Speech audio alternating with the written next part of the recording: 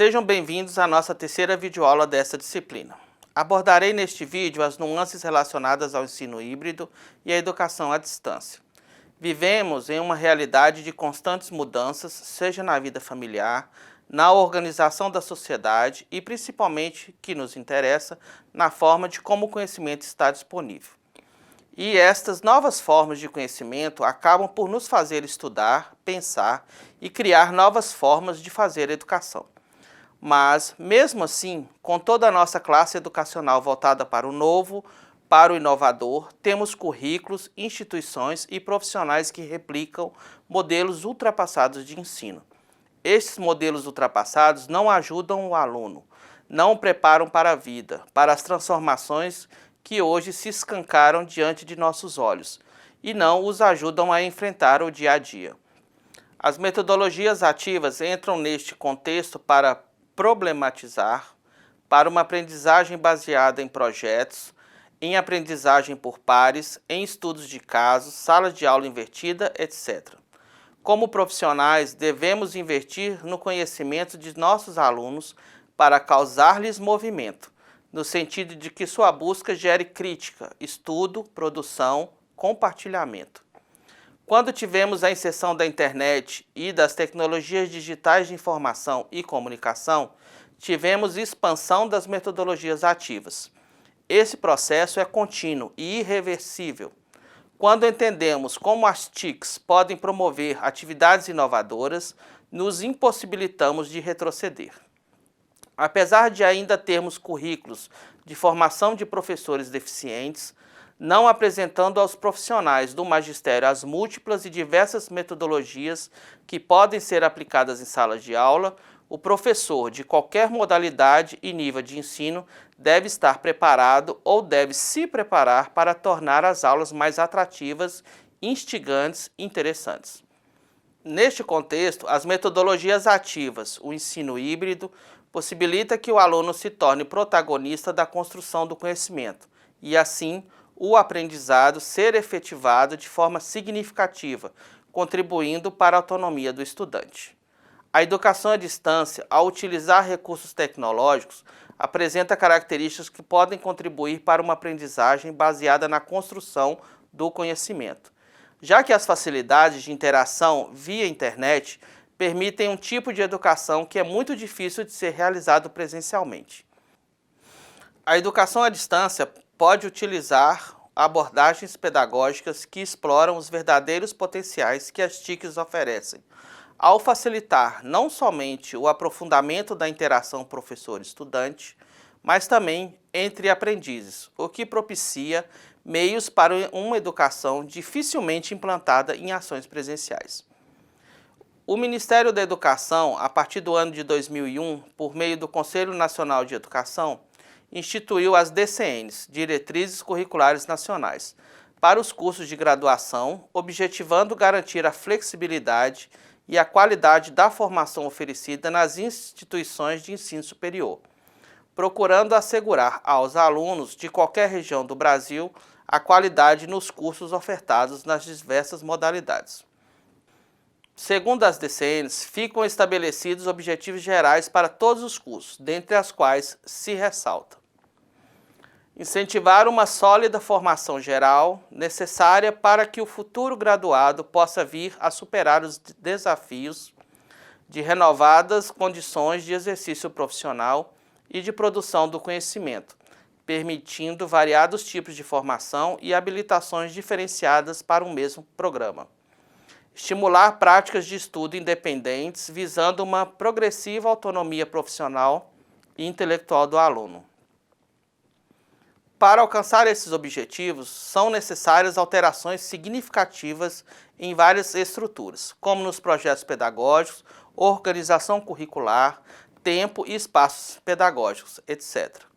E nesse caminho de inovação, as metodologias denominadas ativas são as mais indicadas para possibilitar a autonomia intelectual e profissional do aluno. Como metodologias ativas, devemos entender os processos interativos de conhecimento, análise, estudo, pesquisas e decisões individuais ou coletivas, com a finalidade de encontrar soluções para um problema. O ensino híbrido e todos os seus modelos de aplicação são metodologias ativas e vêm sendo empregadas com sucesso tanto no ensino formal, presencial, como na educação à distância. Porém, a efetivação vem ocorrendo de forma lenta e gradual. O modelo blended ou híbrido deve ser implementado para que as instituições alcancem o sucesso acadêmico e gerencial. A metodologia ativa favorece a autonomia do aluno, despertando a sua curiosidade, estimulando a tomada de decisões individuais e coletivas, advindos das atividades essenciais da prática social. Como defende Paulo Freire, a educação deve ser uma prática da liberdade, na qual os homens não são seres vazios e que o mundo os enche de conteúdos. A nossa sociedade, como a temos hoje, inserida na informação, na velocidade, na facilidade de acesso, não comporta mais o modelo tradicional de ensino. Nosso ensino, apesar de tratado como tradicional, está cada vez mais híbrido e misturado. E esta mudança está acontecendo mesmo que nós, como profissionais, não queiramos e mesmo que as instituições também não queiram ou não se esforcem para isso. Segundo o autor Moran, em publicação de 2015, as metodologias ativas de aprendizagem são pontos de partida para prosseguir em processos mais avançados de reflexão, de integração cognitiva, de generalização, reelaboração de novas práticas. Quanto mais próximo da vida o aluno aprender, melhor. Isso vai ao encontro da educação libertadora, defendida por Paulo Freire. Mas neste sentido, qual é o papel do novo educador? Você é capaz de ser tutor, mediador, curador, ao invés de detentor de saber? Essa nova educação vai requerer um novo comportamento de todos os envolvidos no processo de ensino e de aprendizagem. Os discentes devem ser capazes de autogerenciar e de se autogovernar. O professor não ensinaria mais da maneira tradicional. Seu papel seria mais de curador, que escolhe o que é mais importante dentre tanta informação, ajudando os alunos a encontrarem sentido nos materiais e atividades disponíveis, e de orientador, que orienta a classe, os grupos e cada aluno. A instituição de ensino passa a ser geradora e não só consumidora de conhecimento. Passaria a ser um espaço de diálogo, articulação entre conhecimento local e o global, e de convivência com as diferenças. Esse cenário da educação contemporânea reflete o que Yamamoto, em 2014, chamou de genialidade de Freire, que é posicionar o aluno como um sujeito da sua aprendizagem e da transformação da sua realidade, como um método que insere a leitura do mundo, a aprendizagem significativa, o diálogo, a curiosidade crítica, a liberdade para uma educação transformadora. Pesquisadores como Freire, Charlotte, Damon, Aron e Alhaine sustentam o pensamento de que o ato de aprender é intransferível. Só o indivíduo pode fazê-lo e ninguém pode aprender por outro. Fundamentando-se nessa premissa, é possível transformar o estudante em protagonista do processo de aprendizagem e as metodologias ativas em contribuição? O engajamento do aluno em relação a novas aprendizagens pela compreensão, pela escola e pelo interesse é condição essencial para ampliar suas possibilidades de exercitar a liberdade e a autonomia de decisões em diferentes momentos do processo que vivencia. E quando falamos na educação à distância, esse engajamento e interesse é fundamental. A educação à distância é definida nos documentos oficiais como modalidade educacional na qual a mediação didático-pedagógica nos processos de ensino-aprendizagem ocorre com a utilização de meios e tecnologias de informação e comunicação, com estudantes e professores desenvolvendo atividades educativas em lugares ou tempos diversos. Dados do censo EAD.br de 2015 revelam que a educação à distância está presente em todo o Brasil e os cursos são oferecidos em todos os níveis e áreas de conhecimento.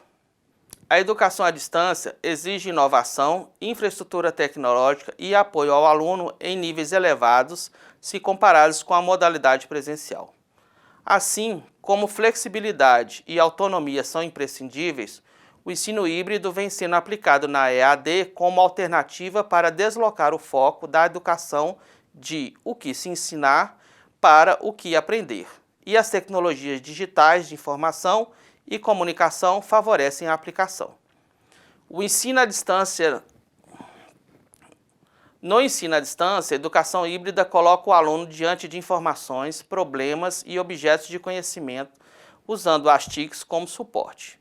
E o principal papel do ensino híbrido é provocar inquietação no estudante, desafiá-lo pela aprendizagem, levando-o a criar procedimentos pessoais que lhe permitam organizar o tempo para os estudos e a participação nas atividades, independente do horário ou do local em que esteja.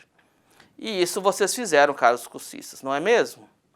Sua busca pelo ensino, pela aprendizagem, fez com que, internamente, desafiados, vocês criarem internamente procedimentos para que lhe proporcionasse chegar até aqui, até este módulo 2. Caso contrário, teriam ficado pelo caminho, sem avançar. Isso quer dizer que nem a EAD, nem a educação híbrida são garantias de autonomia do aluno. Mas um dos maiores desafios na educação à distância é justamente estimular os alunos a serem pesquisadores e não meramente executores de tarefa, que se sintam motivados para investigar, ir além do senso comum, explorar todo o seu potencial que as redes tecnológicas e humanas nos possibilitam. E quando colocamos a ênfase na aprendizagem, o papel do professor deixa de ser o de ensinar, passa a ser o de ajudar o aluno a aprender. Isso porque vários alunos iniciantes na educação à distância acabam trazendo a lógica escolar e revelam dificuldade para desenvolver sua autonomia. O professor deve ser um agente mediador deste processo, propondo desafios aos seus acadêmicos e ajudando-os a resolvê-los ou proporcionando atividades em grupo em que aqueles que estiverem mais adiantados possam cooperar com aqueles que tiverem mais dificuldade. O desafio torna-se ainda maior quando se constata que boa parte dos cursos de EAD não valorizam a diversidade de recursos possibilitadas pelo ensino híbrido. A colaboração dos alunos está, em geral, centrada na ferramenta Fórum, ainda assim de forma pouco criativa e insuficiente para explorar todo o potencial de contribuição muito mais diversificadas, combinando melhor o percurso individual e o grupal. Os projetos EAD mais completos dão ênfase à comunicação, ao acolhimento, ao acompanhamento personalizado e à tutoria ativa. E no ensino híbrido, aplicado à educação à distância, nos é permitido inovar mais, desenvolver metodologias diferentes sem privilegiar um único caminho. É possível criar ambientes ricos de ensino e aprendizagem que motivem e mobilizem nossos alunos. Tipos mais frequentes de ensino híbrido na EAD. Aprendizagem baseada em problemas, sala de aula invertida, aprendizagem baseada em projetos, aprendizagem em pares e aprendizagem baseada em equipes. A primeira metodologia, baseada em problemas, originou-se em 1969, no Canadá, com o intuito de desenvolver hábitos de raciocínio, pesquisa e resolução de problemas. Neste sistema, os alunos identificam suas próprias necessidades de aprendizagem, enquanto tentam compreender o problema, pensar em conjunto, sintetizar a aplicação de uma informação ao problema e começar a trabalhar efetivamente para aprender com os membros do grupo e com os tutores. A segunda metodologia que podemos implementar é a sala de aula invertida, originária em 2007. Nesta metodologia, a instrução direta move-se do espaço de aprendizagem do grupo para o espaço de aprendizagem individual. Já o espaço do grupo é transformado em ambiente de aprendizagem dinâmico, interativo e criativo, no qual o professor orienta os alunos a como aplicar conceitos e participar ativamente das discussões e das práticas. A terceira metodologia é a baseada em projetos. Este sistema de ensino é comumente aplicado na EAD, com os alunos adquirindo conhecimentos e habilidades, trabalhando boa parte do tempo para investigar e responder a uma questão complexa, um problema ou um desafio. Este método passa por 4 fases distintas. A metodologia baseada em projetos tem: primeira fase, intenção; segunda, preparação; terceira, execução e quarta fase, apreciação. A primeira fase é a da intenção, ou seja, da curiosidade e o desejo de resolver uma situação concreta, uma vez que o projeto nasce de situações reais. A segunda fase remete à preparação, o estudo e a busca de meios para a solução do projeto. Assim, a segunda fase remete à preparação, o estudo e a busca de meios para a solução do projeto. Isso porque só os conhecimentos adquiridos não são suficientes. A terceira fase leva à execução, ou aplicação dos meios de trabalho escolhidos, em que cada aluno busca, em uma fonte, as informações necessárias ao grupo. A quarta e última fase é a apreciação, ou seja, a avaliação do trabalho realizado em relação aos objetivos finais. Outra metodologia muito detectada na educação híbrida aplicada à educação à distância é a aprendizagem entre pares. Proposta criada em 1990 por um professor da Universidade de Harvard, nos Estados Unidos, tem se espalhado pelo mundo desde então. O objetivo é tornar as aulas mais interativas e, conforme o nome sugere, uma das propostas centrais do método é fazer com que os alunos interajam entre si ao longo das aulas, procurando explicar uns aos outros os conceitos estudados e aplicá-los na resolução das questões apresentadas. A aprendizagem entre pares requer estudo prévio, isto é, visa incentivar o estudante a aprender com fontes primárias, feedback e interação constante entre os participantes, incluindo aí os professores e os tutores.